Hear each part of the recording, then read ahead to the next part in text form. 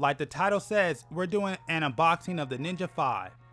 And since I don't really post much on this channel, I want to change that for this year. Now, I did record audio for this video, but it didn't come out how I like it, especially with some other videos.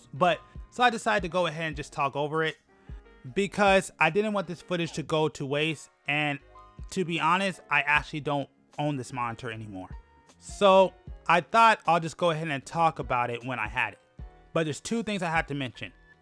One, I never really used this monitor that much when I had it, and that's only because I didn't really fully recover from the pandemic, even to this day, which sucks, so I'm just working on that. But also understand that when I talk about this monitor, I'm coming from a place of usability, not really specs.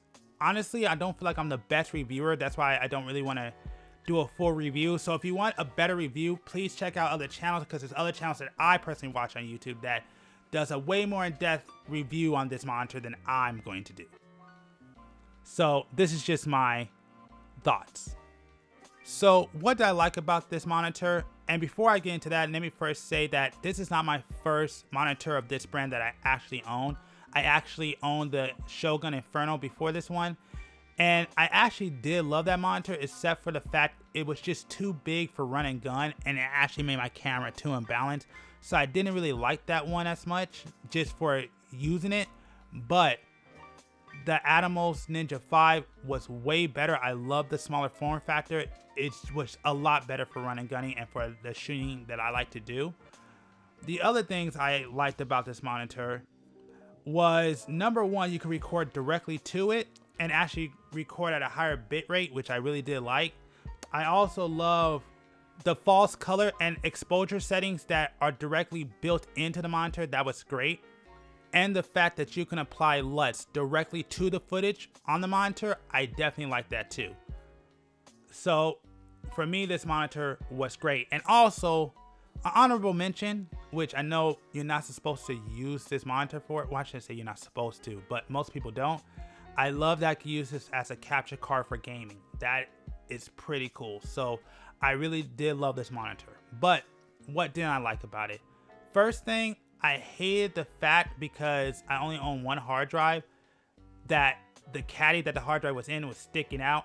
Now you can actually buy a hard drive specifically for the monitor, but it's expensive. And yeah, I didn't really like that.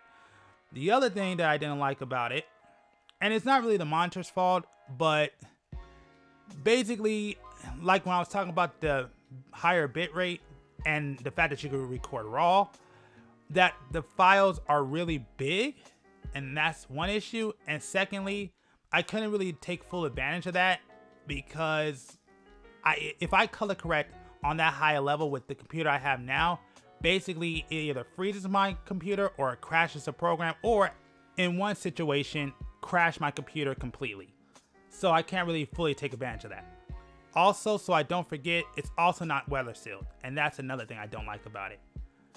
And beyond the hard drive, which I talked about earlier, to get everything you need for it, it is expensive. Understand that. I think the kit to get everything, last time I checked, was about $1,200. So yeah, it's very, very pricey. Now, why did I get rid of it? It's really for two reasons. One, I had a friend that needed it more than me, and they got more use out of it, so I decided to give it to them. And secondly, because of that, they actually helped me out deal with some bills that I was having issues with. But the worst part about this entire thing was the fact when I bought this, 2 months later, the Ninja Plus came out, and honestly, I'd rather have that one than this one. So my goal in the future is actually, when I decide to purchase another one, I'm definitely going to buy the Ninja Plus. But with that being said, do I recommend the Ninja 5 even today? Definitely, because to me, the big thing about the Ninja Plus is that you can record directly to the monitor in 8K, which is cool, which I'd rather it be 60 frames, only because it's better for slow motion. But also, if you get the Ninja Plus and you think 8K is the greatest thing, the truth of it is that most people came at an 8K at this point without proxy, so it doesn't really make a difference. So at the end of the day, if you can afford it, definitely get the Ninja 5. I think you'll be happy with it. And again, we're not far enough along where 8K is very important. So this is my thoughts, and yeah, I want to thank y'all for checking out this video, and hopefully this helps out somebody somewhere.